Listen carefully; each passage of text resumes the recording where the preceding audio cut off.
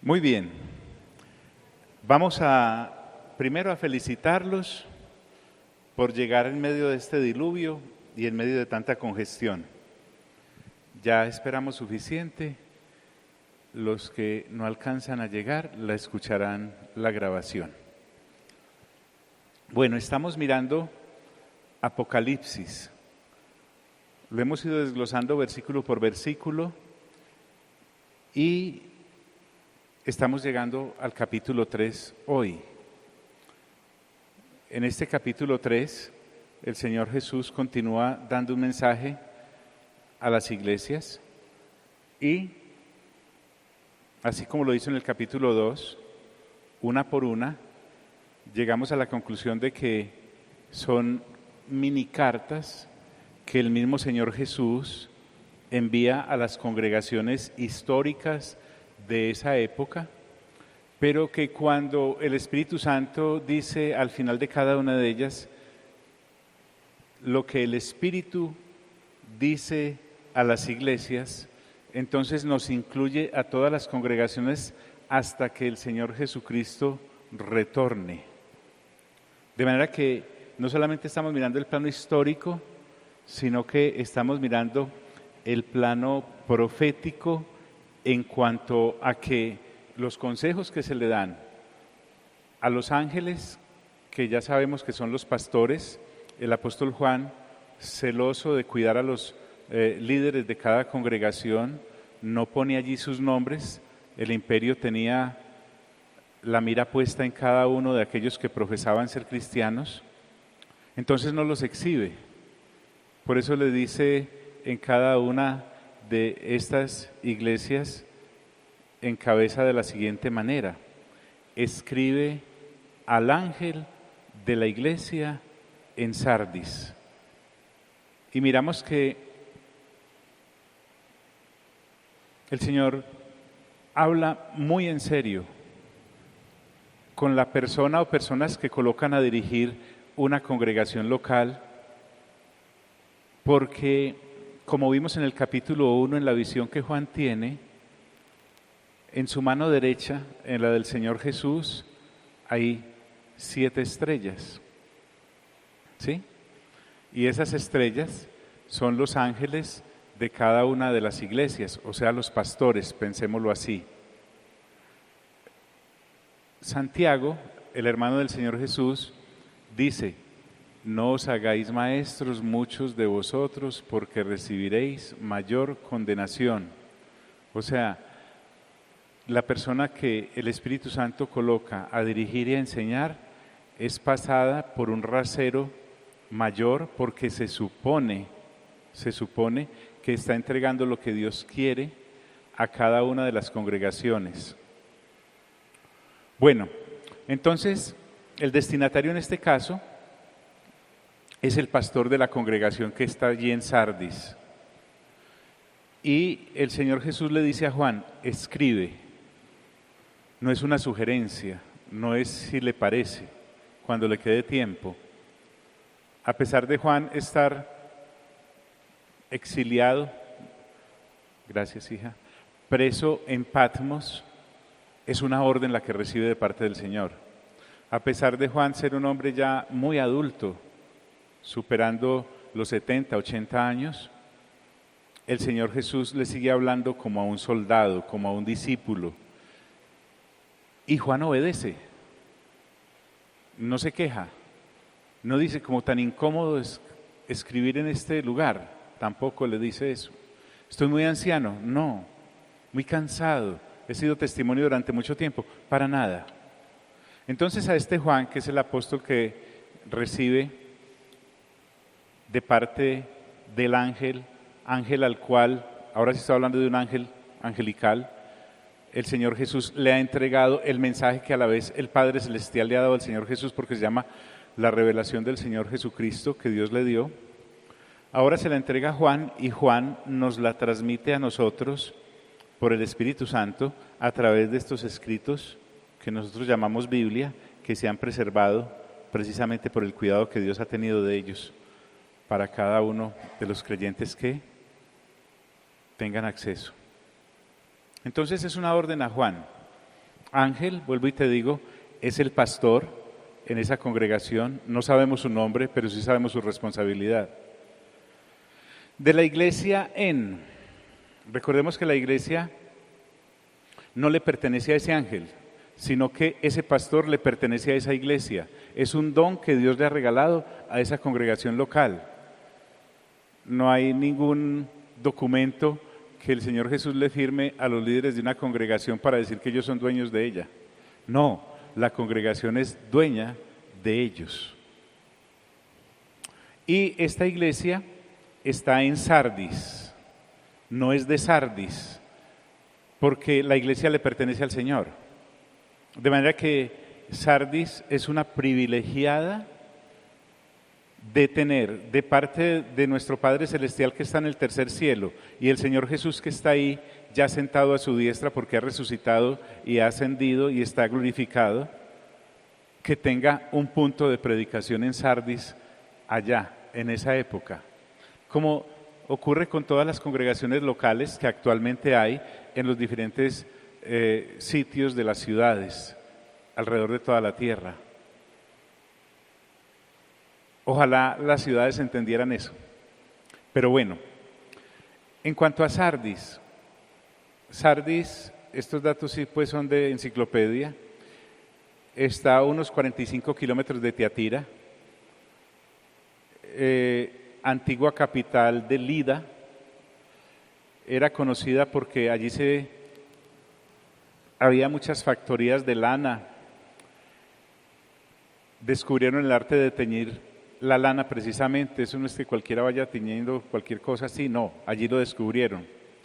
Fue una ciudad muy próspera en el año 560 a.C., porque tenía un rey, dicen los historiadores, fabulosamente rico, imagínate, fabulosamente rico. Se llamaba Creso, el señor La conquistó Ciro y le arrancó todo su esplendor. Los persas la dejaron paupérrima y luego bajo los romanos medio se restauró. Un pensador cristiano, Ramsay, la llamó la ciudad de la muerte. Así es conocida en los pasillos de estudiosos de la Biblia, la ciudad de la muerte, porque pasó de tal esplendor a su completa inopia. Era, dicen otros, una ciudad del pasado, pero sin futuro. Idolatría allí en esa ciudad, al orden del día. Adoraban a Cibeles, la misma Artemisa. Era un culto sexualmente inmoral en extremo. En estos templos se prestaban servicios sexuales a todos sus feligreses. Entonces, ser creyente allí, pertenecer a la iglesia en Sardis, era un reto para permanecer puro. O sea, usted salía de congregarse en los hogares de la iglesia que estaba en Sardis y era difícil llegar sin perder la pureza visual hasta llegar a la casa. En la actualidad solo hay una aldeíta allí, a los que les gusta googlear. Se llama Sart, S-A-R-T. Una aldea quedó de lo que fue esa gran ciudad.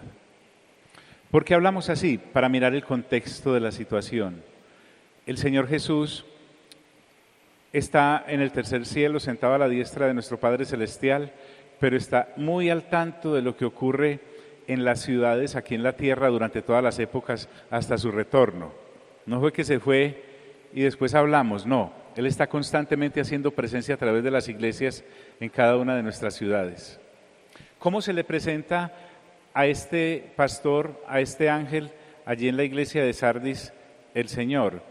Él le dice, mire cómo se le presenta, el que tiene los 7 espíritus de Dios. Desde el capítulo 1 definimos qué interpretación íbamos a nosotros aceptar, porque hay muchas, pero quedamos que los 7 espíritus de Dios es la referencia directa a la persona del Espíritu Santo. Aparece mencionado en el capítulo 1, aparece mencionado acá en este capítulo 3, lo vamos a ver en el capítulo 4, de la misma forma llamado, en el capítulo 5, luego lo vamos a ver de una manera más abierta en cada uno de los finales de las congregaciones cuando dice lo que el Espíritu dice a las iglesias, o sea que 7 veces adicionales en el capítulo 2 y 3. Lo vamos a ver como referencia en el capítulo 14. O sea, el Espíritu Santo, quien es el inspirador, como dice el apóstol Pedro, de las Sagradas Escrituras, es muy remiso a que lo descubramos. Pero ahí está, nosotros lo descubrimos. Y no nos debe asombrar que se refieran a Él como los 7 Espíritus de Dios, porque tampoco nos asombramos cuando al Señor Jesús nos lo presentan con tantos nombres. Mira que pasa de la docena de nombres con las que identificamos a nuestro Cristo, a nuestro Mesías, a nuestro Señor Jesús. Entonces, a esta congregación en Sardis, el Señor se le presenta, soy el que tiene los 7 Espíritus de Dios, y agrega, y las 7 estrellas. Nuevamente, ¿a qué hace referencia? Como ya él mismo dio la interpretación en el capítulo 1, de que las 7 iglesias son los pastores, las 7 estrellas son los pastores de las 7 iglesias. Recuerden que las iglesias en el capítulo 1 están representadas como candeleros. Entonces, dice esto el Señor, y ojo, tenemos que estar siempre alertas porque Jesús es Dios, o sea que es Dios el que nos está hablando y el que le está hablando directamente a esa congregación y a ese pastor. Le dice, básicamente, lo que le ha dicho a todas las otras, yo conozco tus obras. Es que el Señor Jesús sabe todo lo que se hace en una congregación local. Desde lo que hace ese pastor hasta lo que hace la persona que recién ha llegado a sus caminos.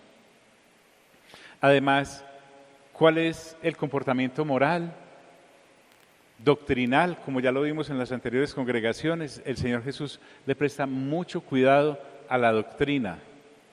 Vimos cómo se manifiesta en contra de la doctrina que enseñaba Jezabel o que enseñaban los nicolaitas o aquellos que tenían la doctrina de Balaam, el que le enseñó a Balac a poner tropiezo a los hijos de Israel. Pero hay algo interesante, por lo menos las otras congregaciones tenían algo como que admirar. Recuerde que el Señor Jesús, antes de llamar la atención, primero te reconoce y me reconoce lo que estoy haciendo bien.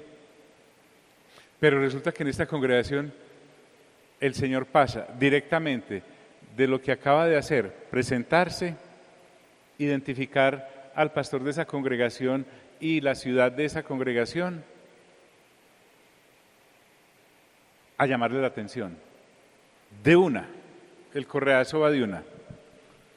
Yo conozco tus obras, que tienes nombre de que vives.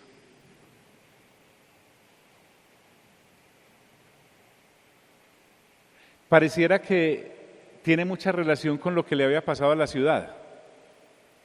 Es interesante que es una ciudad que al momento en el que se está escribiendo la carta vivía de las apariencias. Nosotros fuimos tan ricos cuando Creso gobernaba, la ciudad tuvo tanto desarrollo, pero ahora no lo era hace 2000 años. Entonces, cuando le dice que tienes nombre de que vives, la apariencia era lo que esta iglesia local tenía, pero como dice el dicho, el bulto sí estaba lleno de hojas.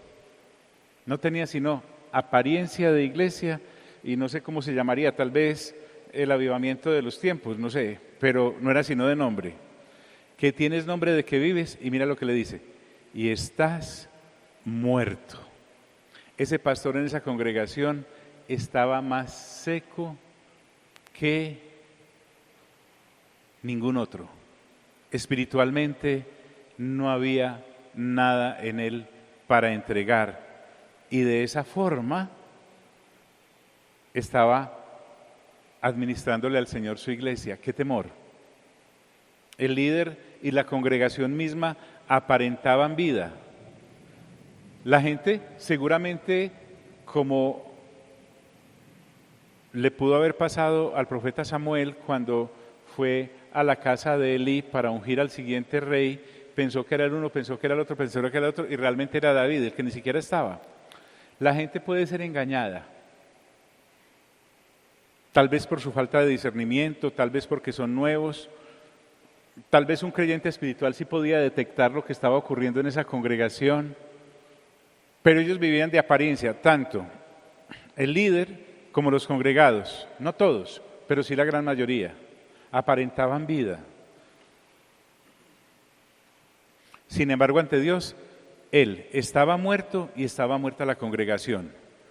Esto es muy tremendo, pues, que el Señor Jesús le diga a uno: yo conozco tus obras, que tienes nombre de que vives y estás muerto.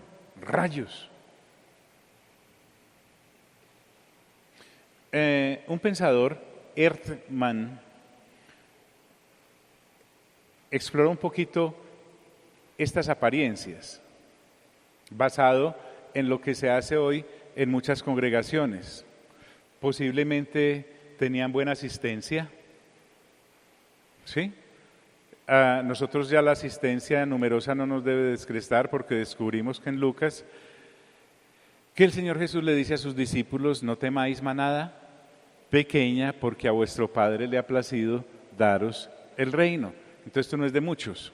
En cada generación de seres humanos, el Espíritu Santo aparta de entre toda la raza humana la gente que ha de ser salva, y si comparamos ese número con el número de los seres humanos que habitan en esa época, siempre será pequeña. Puede que tuviese buenos cultos, una buena música, un buen escenario, en el día de hoy efectos de luces, humitos, ecos, para que la voz tenga su reverberancia, en fin. Tenía buenos programas, posiblemente, dice Erdmann. Podría ser una congregación que tenía clase de niños, clase de jóvenes, clase de solteros, clase de solteras, clase de profesionales, inmersión en el Apocalipsis, todos esos programas, paseos para desaburrir, en todas esas cosas. Cursillos para bautizos, en fin, tenía renombre, pero para el Señor Jesús estaba muerta, seca completamente. Y pasa de una vez a las recomendaciones. Después de que le diga el Señor a uno eso, ahora lo exhorta. Recuerden que la exhortación es para corregir. Sé vigilante, le dice. Los estudiosos dicen acerca de esta palabra vigilante, mire qué nombre tan bonito el que le ponen a unos niños. Es de donde viene el nombre Gregorio. Gregorio es vigilante. Vea usted, Anderson, para su próximo niño, eso es un buen nombre. ¿En qué debe estar vigilante? Si nosotros nos atenemos a la lectura juiciosa que hacemos del Nuevo Testamento cada mes, leyendo 9 capítulos diarios, para tener el Nuevo Testamento aquí en nuestra cabecita sin necesidad de ir a la concordancia, sino tenerlo ahí, es estar en un constante estado de alerta. Miren, no es redundante, constante estado de alerta en el retorno del Señor. Porque nuestro Señor Jesús dijo que el día y la hora lo sabe el Padre Celestial no más. Así que también se mantiene diciéndonos aún a través de Apocalipsis que vendrá como ladrón en la noche. Entonces ese gran día del Señor es el que nos debe mantener a nosotros expectantes. Es interesante que en una congregación tan dormida como la de Corinto y tan carnal, el apóstol Pablo insta a los hermanos a que se saluden Maranatha, que quiere decir Cristo viene, el Señor viene. Realmente usted y yo como creyentes deberíamos, antes de bajarnos de la cama todos los días, o si duermen en una estera, antes de subirse de la estera, es: Señor, tal vez vengas hoy, debo estar preparado, debo estar preparada. Ahora, Volvamos a la historia para que entendamos bien lo que el Señor Jesús les quiso decir a estos con sed vigilante. Dicen que a uno no le roban 2 veces en la misma esquina, pero resulta que a Sardis sí. Les conté que Creso, por ahí en el año 549 a.C., como rey en esa ciudad, como príncipe en esa ciudad, tenía un buen ejército, pero como la ciudad estaba colocada en una montañita, como decir, se desarrolló sobre todo el Cerro Nutivar aquí, se creían inexpugnables. Entonces, aunque tenían los recursos, no hacían una vigilancia correcta, se confiaban demasiado. Eso fue lo que arruinó a este rey y a sus gobernados, porque resulta que alguien subió por el acantilado y le abrió las puertas a los enemigos, y como estaba edificada en el cerro, ellos estaban completamente confiados en que ese terreno era muy escabroso, pues fueron conquistados. Se les robaron hasta el último pocillo, por el único punto débil posible que había para que el enemigo los conquistara. Y ¿quién creyera? En el año 218 antes de Cristo, o sea, unos 300 y pico de años después, les volvió a pasar exactamente lo mismo. En esa época, un hombre llamado Arqueo y otro llamado Antíoco el Grande querían a Lidia y desde luego a su capital, que era Sardis, y la rodearon. De tal manera que un mercenario, otra vez, sube por el mismo acantilado, nadie lo ve, abre las puertas y resulta que les volvió a pasar exactamente lo mismo. ¿Por qué traemos a colación eso? Porque es que usted y yo tenemos que aplicar eso a nuestra vida. Cuando Dios le da la orden a Saúl, recuerdan, a través de Samuel, que debía matar a sus enemigos amalecitas, ¿recuerdan eso?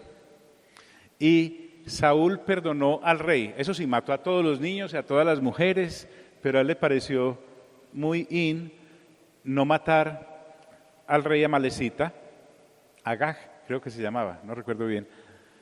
Pues bien, recuerden que cuando Saúl es derrotado junto a Jonatán por los filisteos, los rodearon. Entonces Saúl, viendo que lo iban a matar y a escarnecerlo, él prefiere matarse él y coloca el puño de su espada en el piso y se tira sobre ella, pues para matarse como un buen guerrero, pero con tan mala puntería que solo quedó ahí ensartado y mal herido y en condiciones imposibles de volver a hacer la misma acción. ¿Y saben quién pasó por ahí? Un esclavo amalecita que venía de la batalla y ese fue el que lo mató. Saúl le dijo, máteme, y él lo mató. El que perdona una amalecita en su vida, una amalecita más adelante le hace el daño. Entonces, ¿a qué debemos aplicar esto? Porque el Señor Jesús no está hablando esto para que sepamos de historia, descrestemos, por el contrario. Lo que le está diciendo a ese pastor en Sardis y a esa congregación de Sardis, sean vigilantes. Porque están en una ciudad que les debe servir de ejemplo para lo que les puede pasar a ustedes en la vida espiritual. Apliquen esto. Ustedes como creyentes a nivel espiritual deben de ser extremadamente cuidadosos. Entre más años tengas en esto, más consagrado debes estar. Precisamente por eso. Porque la confianza en los años que llevamos es uno de los peores enemigos. Cada que podemos ponerlo al lado del pecado mismo. Ahora, le dice, sé vigilante, porque recuerden que de todas formas el Señor ama a su congregación, y le dice, y afirma las otras cosas que están por morir. O sea, no se le habían muerto, solamente las que ya les hace mención, como la falta de vigilancia y estar despiertos para Él, sino que tendría algunas otras cositas, pero también se le van a morir. Había algo de vida por ahí, estoy como que trata. Y esas que precisamente están para morir, imagínese usted en una fogata y empieza a apagarse. Ya los carboncitos que están apagados. Uno se pega para avivar el fuego nuevamente de los carboncitos que están todavía prendiditos, son brasitas. Y ahí empieza hasta que tiene nuevamente su fogata. Puedes recuperarte, lo que le está diciendo el Señor Jesús a este pastor y a los creyentes en Sardis. Y sabes que eso es lo bonito. Es el mismo mensaje hoy en día de parte del Señor hasta su retorno, con toda iglesia local y con sus pastores y con su congregación. Te puedes recuperar. Ánimo. Por ahí hay un proverbio que dice que mientras hay vida, hay esperanza. Que es mejor un perro vivo que un león muerto, dice Salomón en Eclesiastés. Hágale. Y vuelve y le dice, a mí me parece tan delicadas estas palabras, porque dice, porque no he hallado tus obras perfectas delante de Dios. Ese por qué es que nos va a explicar la razón. Recuerden que el Señor Jesús, allá en el capítulo 1, dice que ha tomado seres humanos para hacerlos reyes, un sacerdocio de reyes y de sacerdotes al servicio de Dios. O sea, realmente cuando habla de reyes y sacerdotes no es un reyesito con un reino y todo el mundo rindiéndole pleitesía, jamás. Cuando habla de un sacerdocio real es precisamente para ministrar a Dios en su tabernáculo real. Moisés lo que hizo con el tabernáculo de pieles en el monte fue simplemente copiar lo que se le estaba mostrando e hizo una copia e hizo ese tabernáculo. Pero ahora que estamos interesados en Apocalipsis, porque recuerden que además de leer 9 capítulos diarios, les he sugerido respetuosamente de que se escuchen o lean una vez Apocalipsis diaria. Son 22 capítulos nomás, todos súper corticos, largos que de pronto el 17, el 18, un poquito el 19, no más. De resto son todos corticos. Y tú te das cuenta que hay un templo, por ejemplo en el capítulo 11, usted encuentra que se le da algo para que Juan mida el templo, entre comillas, puede ser de la ciudad, la actual Jerusalén, pero en el último versículo de ese capítulo se ve el templo que hay en el cielo. En ese templo es donde Dios habita. Ese es el templo que Moisés copió e hizo el tabernáculo aquel de pieles. Pero en ese templo ministran en la actualidad ángeles, el mismo Señor Jesús, porque Él ministra ya no bajo el sacerdocio, voy a tratar de hablar despacio, sacerdocio de Aarón, sino bajo el sacerdocio de Melquisedec según el libro de Hebreos, porque en el sacerdocio de Aarón solo levitas podían ser sacerdotes, ni siquiera los de las otras tribus, las otras 11 podían entrar a ejercer ese ministerio, y por eso en el libro de Hebreos se nos muestra que el Señor Jesús no pertenece a Leví, sino a la tribu de Judá, de la cual nunca se dio normatividad acerca del sacerdocio. O sea que Él hable a un nuevo sacerdocio, la administración, y de todas las naciones, además de todas las tribus, que se conviertan al Señor, estaremos ministrando para siempre al Señor. Entonces, por eso es que el énfasis del Señor acá, perdónenme que me le ve tanto por allá, pero es que te succiona. Dice, porque no he hallado tus obras perfectas delante de Dios. Permítame decir aquí, delante de mi Padre Celestial. Es que como iglesia y como miembro de la iglesia te estoy entrenando para mi Padre. Por eso se nos une a lo de la formación del carácter que estamos hablando los viernes y que les he pedido que prestemos mucha atención. Bueno, no he hallado tus obras perfectas. Perfectas es completas, perfectas es terminadas. Entonces, ¿se habían dedicado mucho a los programas? Sí, en Sardis, pensémoslo así, pero en lo espiritual se habían quedado estancados. El compartirle a otros del Señor ya no era necesario porque, aunque creemos que Dios es el que define quién se salva, Eso lo sabe Él, no nosotros. Por eso es que debemos compartir el Evangelio, porque no tenemos la categoría de Dios. O sea, yo no puedo decir y sentarme, bueno, como mi posición teológica es que Dios define quién es el que se salva, pues yo no me voy a poner a hacer nada, porque al final que se ha de salvar, se salva. No, el Señor Jesús no dijo por ningún lado eso. Sí, obviamente Dios es el que por su preconocimiento sabe quién se salva y quién no, pero nosotros no lo sabemos. Recordemos, por ejemplo, uno de los mensajes que hay en los evangelios, y es que el pescador tira la red y trae una cantidad de peces variados, y después que está ahí en la barca empieza a escoger, este sí, este no. Esa labor le toca al Señor, a nosotros nos toca pescar. Puede que eso sea falta de perfección. No ama uno a aquellos que todavía no conocen, o no fortalecían a los que recién habían llegado al Señor, o no estaban ayudando a los necesitados. En fin, se ha vuelto todo académico, no más, porque no he hallado tus obras perfectas delante de Dios. Ahora, por algo se les presenta al que tiene los 7 espíritus de Dios, porque recordemos que nuestro Señor conoce todo, y si algo se les estaba yendo a esa congregación, era la presencia del Espíritu Santo mismo. El asunto, entonces, para que apliquemos, es que nosotros como cristianos debemos estar vigilantes en todo. Porque eso sí, nuestro enemigo, que anda como león rugiente buscando a quien devorar, ese sí no descansa. Ahora, vuelvo y te digo, porque no he hallado tus obras perfectas delante de Dios. Eran fachada para los hombres. Usted llegaba a la congregación de Sardis y se sentía mal, porque tal vez usted no llenaba los prerequisitos académicos que había entre ellos, el conocimiento teológico que habían logrado, pero eran fachada. Porque es que uno puede impresionar a otro ser humano que no conoce nuestro interior, pero ¿qué tal cuando realmente el Señor nos arrincona y nos hace pensar qué estoy haciendo con mi vida espiritual? Vivían para las apariencias religiosas. Por eso le dice, estás muerto. Ahora, ¿recuerdan en Éfeso? Que en Éfeso habían perdido el primer amor, y el Señor Jesús allí no les dice un programita para recuperar el primer amor, sino que le dice, acuérdate.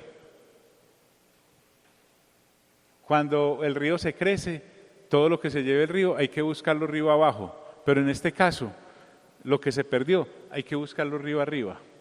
Es acordarme. Le está diciendo lo mismo. Perdieron el primer amor, como los de Éfeso. Acuérdate pues de lo que has recibido y oído. Interesante. Es que el Señor nunca nos pide que le demos algo que Él no nos haya dado. Todo lo que nosotros podemos brindarle al Señor en su altar espiritual es porque ya nos lo ha dado, nos lo ha entregado todo. Entonces, en este caso, ellos habían perdido la vida que viene de parte de Dios. Por eso es que estaban muertos. Sí, su corazón seguía palpitando. Podrían seguir alimentándose y tener bien su cuerpo biológico. Podrían seguir desplazándose y todo, pero para Dios estaban muertos. De lo que has recibido, y además agrega, y de lo que has oído. Nuevamente podemos hacer referencia a ese versículo tan conocido en Romanos, que dice que la fe viene por el oír, y el oír la palabra de Dios. Y ahí vuelvo a lo importante que es estar renovando el entendimiento con la palabra de Dios. No es con cartillas. Las cartillas, no podemos ser creyentes de devocionales. Pastor, es que yo me leo un devocional en donde el autor toma un versículo diario de Proverbios y lo desglosa, habla como 2 páginas. Hermano, hermana, estás anoréxico. De hecho, fue algo que ya se comió alguien antes, tú te estás comiendo lo que ya alguien... No podemos ser creyentes que vivamos de prédicas, eso está out. Un creyente no puede vivir de prédicas, por muchas que se escuche, suponga que escucha una diaria, uno no puede vivir con 7 prédicas a la semana, y que a la vez son una mezcolanza. Desde luego no hay mala fe en quien las da, pero tú estás haciendo una mezcla que te va a causar una indigestión espiritual. Tú puedes ir durante toda la semana a los mejores restaurantes, los más exquisitos, pero vas a estar comiendo una cosa al desayuno, al almuerzo, a la comida, y mañana varías al final de semana, pues a no ser que tengas estómago no sé, de draga, vas a estar indispuesto por bueno que hayas comido. Entonces, acuérdate pues de lo que has recibido. Y dice, y guárdalo, porque hay que guardarlo. Porque para mantener la vida yo debo conservar y no descuidar los tesoros que el Señor me ha dado. Es más, cuando me dice guárdalo es porque lo perdí. Y si lo perdí es porque fui descuidado. Y el descuido, Dios lo sanciona.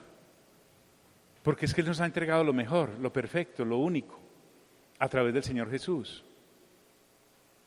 Por eso es que tenemos que ser diligentes. El escritor a los Hebreos dice por allá en un capítulo, no debemos descuidar una salvación tan grande. Usted puede tener un terreno muy lindo, el mejor, en la mejor ubicación. Usted puede encontrar acá en el sector del Poblado muchos lotes descuidados porque tal vez tengan algún problema jurídico y esas paredes son pintadas, la hierba se ha comido todo, tiran basura ahí. El descuido en el área espiritual para Dios es sancionable. A Él le gusta que cuidemos lo que nos da. ¿Cuánto más una salvación tan grande? Y agrega, y arrepiéntete. Recuerden que arrepentirse es cambiar de manera de pensar. Porque si cambio mi manera de pensar, cambio mi manera de vivir. Por lo tanto, el descuido es pecado. El Señor dice, arrepiéntete. Uno solo se arrepiente de haber pecado, de haber ido en contra de. Entonces, no podemos vivir de glorias pasadas. Oh, aquellos días en que yo oraba tanto.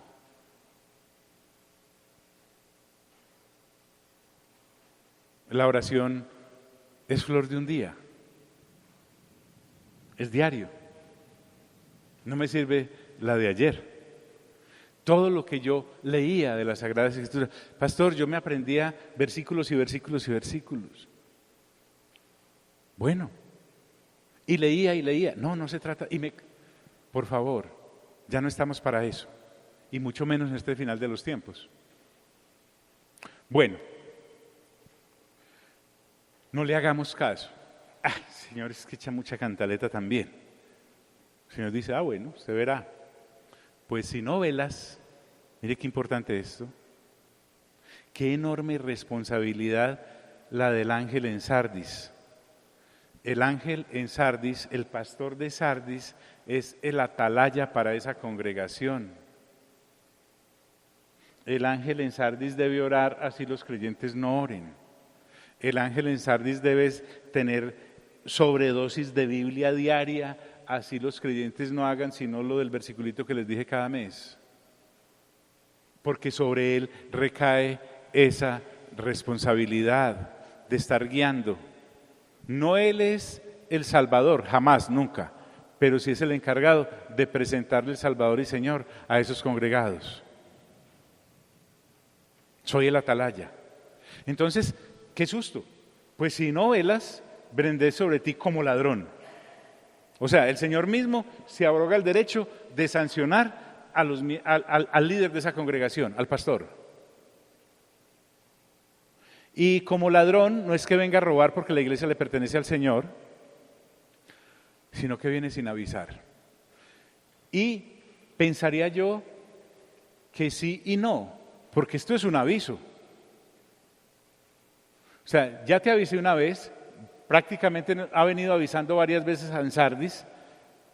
Si llega como ladrón es que uno es muy descuidado.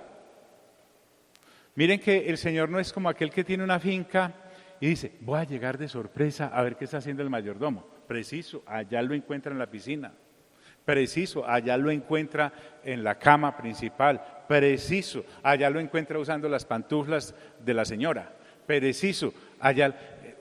alguien sabio, llame, fulanito, voy para allá, cuide su corazón. El Señor Jesús ya le avisó a voy para allá, voy para allá. O sea, si el tipo no se apresta, realmente es que es muy, muy concha. Pero dice, pues si no velas, vendré sobre ti como ladrón. Eso ya lo hemos visto en lectura juiciosa, en Mateo capítulo 24, por ejemplo, del 42 al 44, permítame leérselos, dice, velad, pues, porque no sabéis a qué hora ha de venir vuestro Señor, pero sabed esto, que si el padre de familia supiese a qué hora el ladrón habría de venir, velaría, y no dejaría minar su casa. Por tanto, también vosotros estad preparados, porque el Hijo del Hombre vendrá a la hora que no pensáis. Espectacular, mi Señor. Y el Señor coge un tema y hasta que no acaba con ese tema no lo acaba. Dice, y no sabrás a qué hora vendré sobre ti. Bueno, el asunto acá, para que redondeemos, es que el Señor se encarga de sancionar a los descuidados. Les avisa, pero si siguen en ese desenfreno de descuido, sanción habrá para ellos. No hay profesión más exigente que esta, y no estoy hablando de la profesión de pastor, estoy hablando de profesar ser cristiano. Sí, porque tenemos un Dios que sabe lo que pensamos, que sabe lo que hacemos, que nos entiende, pero no por eso nos alcahuetea, y por eso nos avisa, porque recordemos que no estamos trabajando para nosotros, sino que estamos siendo entrenados en carácter para servirle a Dios por la eternidad. La cosa no acaba en el cajón.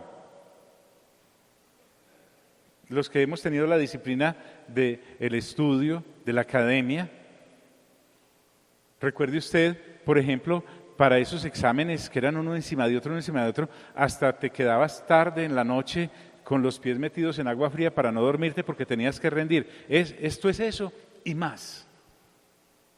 Y todo por una cosa terrenal, nosotros por un título, o por un galardón, o por un premio, o por una medalla. ¿Cuánto más para la eternidad que estamos siendo preparados? Y entonces, el Señor ahora sí le va a hablar a otra gente linda que hay en esa congregación.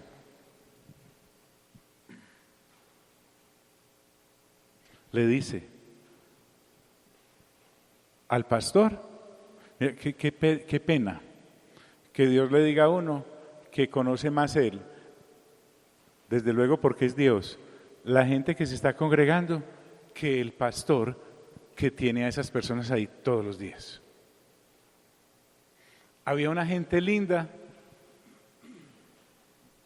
que tal vez con su ejemplo había estado tratando de llevar ese pastor y a los otros congregados a ese punto de querer agradar a Dios. Le dice, pero tienes unas pocas personas en Sardis que no han manchado sus vestiduras. Pastor muerto, parte de la congregación muerta, pero hay gente viva. Aquí hay un reconocimiento para ellos. No se lo puede dar a él, pero sí reconoce a esta gente fiel. Pero tienes unas pocas personas. Recordemos que eso se trata de personas. Esto no se trata de sillas, no se trata de micrófonos, no se trata de luminarias, no se trata de parqueaderos. Se trata es de la gente. Se trata es de la gente. Mientras estábamos en la construcción fuimos testigos de que una congregación puede vivir sin edificio.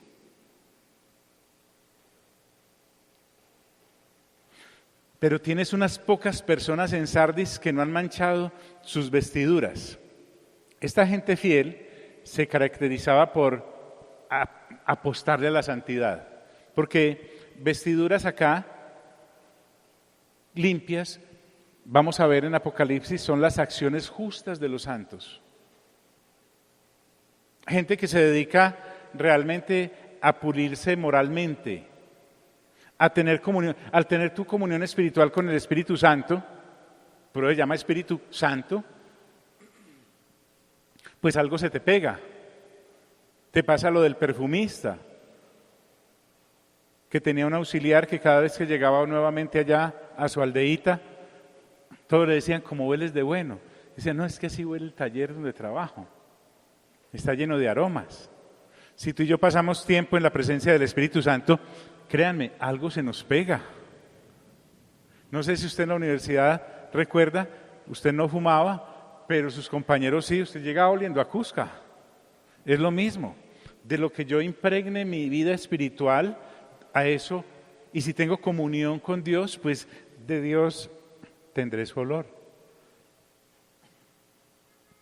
Veamos un poco de esto de las vestiduras. Yo creo que tenemos tiempo, sí. Aprovechemos que está lloviendo y no me pueden volar. Dice el capítulo 19 de Apocalipsis.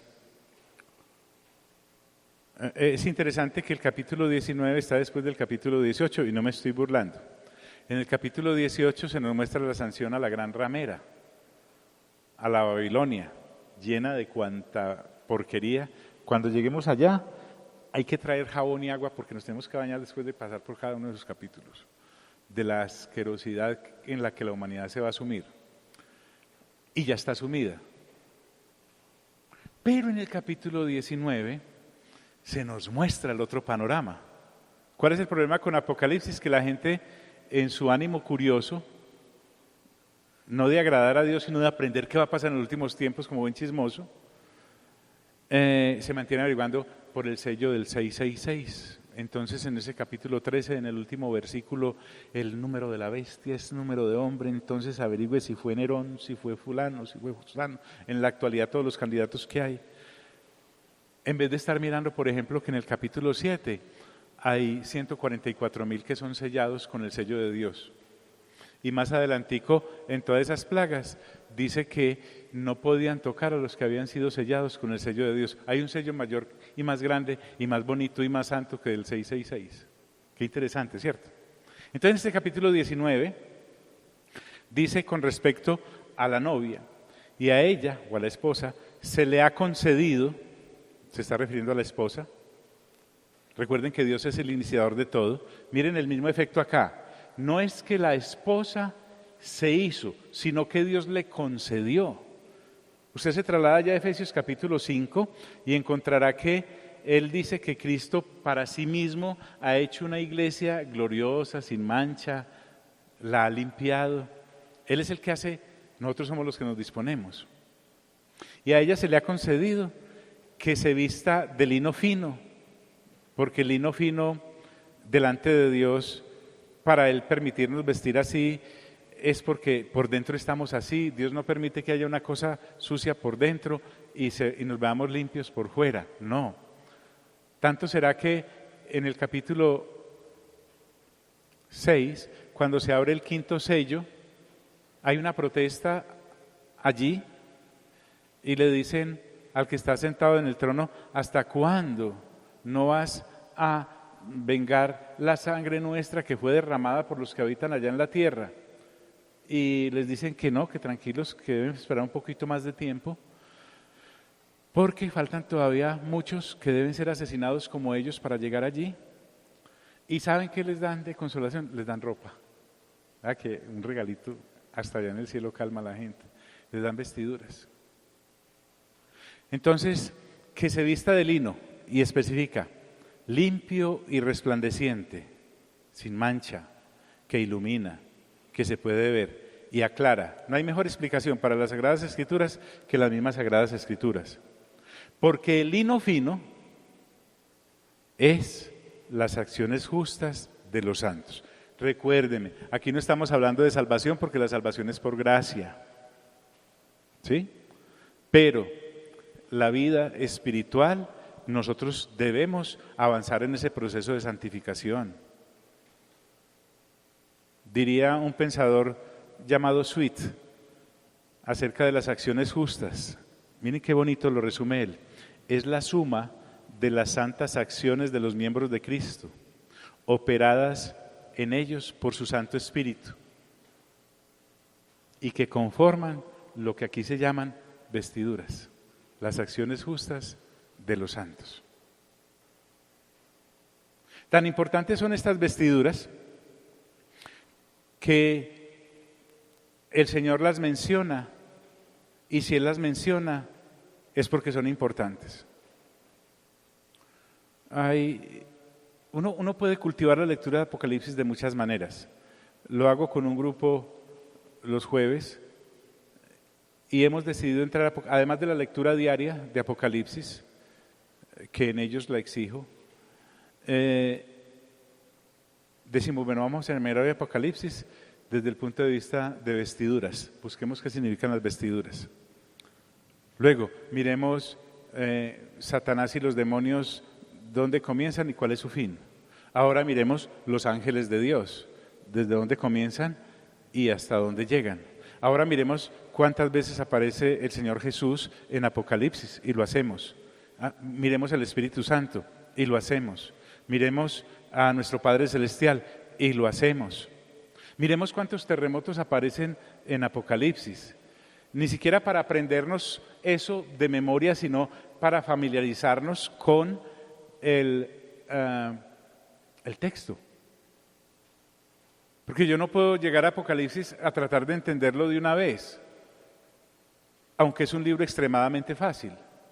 Recuerden que se ha hecho difícil porque, entre comillas, los llamados teólogos de lo complicado han escondido los 22 capítulos de Apocalipsis de una cantidad de enciclopedias y de teorías, pero si fuera para complicarnos la vida, Dios no le hubiera entregado a un hombre sin letras y del vulgo, Hechos 4:13, llamado Juan, el que nos entregara el Apocalipsis.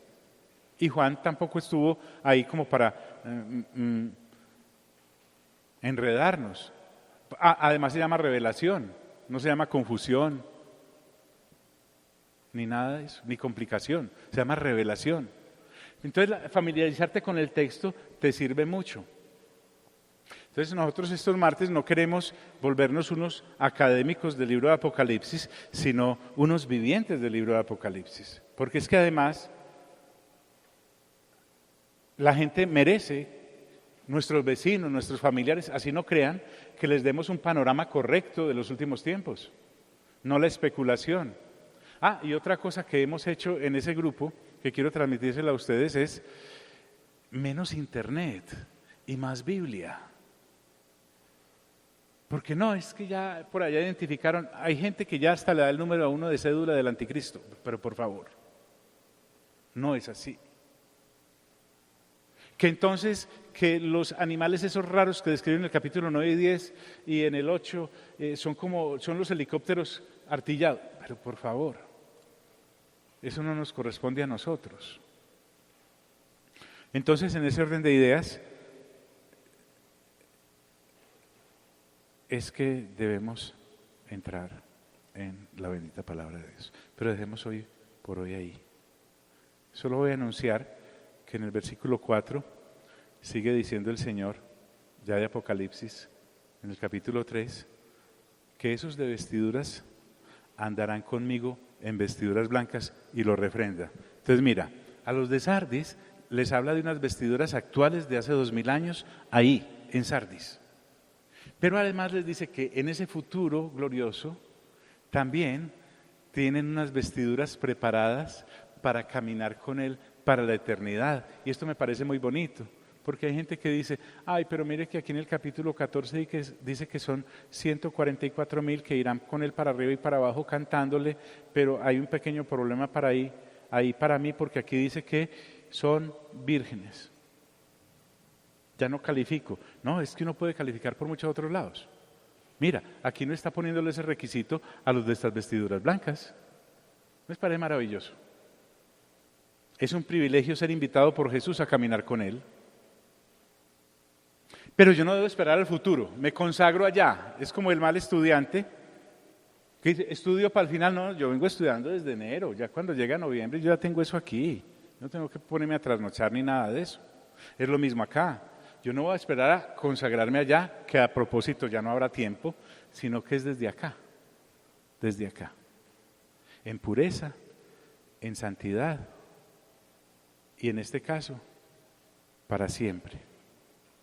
Y tan lindo que miren el Señor como habla de esta gente, dice, porque son dignas. O sea, esa gente linda que no estaba en esa en ese descuido que estaba el pastor de esa congregación y una gran ala de la congregación, les dice, ustedes son dignas. Son dignas porque se dejan permear por lo mío, porque lo buscan. Bien, dejemos ahí. Padre, te damos gracias por esta oportunidad que nos das de abrir tu bendita palabra. Es viva y eficaz y es más cortante que toda espada de doble filo. Qué texto tan actual a pesar de tener 2000 años. Qué texto tan actual hasta el momento de tu retorno para todas aquellas congregaciones que, al igual que en Sardis, esperamos, amado Padre, que el pastor de esa congregación haya despabilado y aquellos hermanos que estaban desviados también y realmente se hayan puesto a imitar a estos otros que sin necesidad de liderazgo y de nombrarlos eran ejemplo.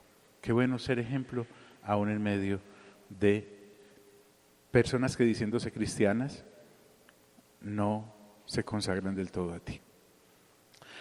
Salimos de este lugar, mas no de tu presencia. Gracias por los que llegamos, pero también por aquellos que hicieron el intento y no pudieron, Señor, por las congestiones y la lluvia. En el nombre glorioso de Cristo Jesús hemos orado creyendo. Amén, amén y amén. Dios nos bendiga.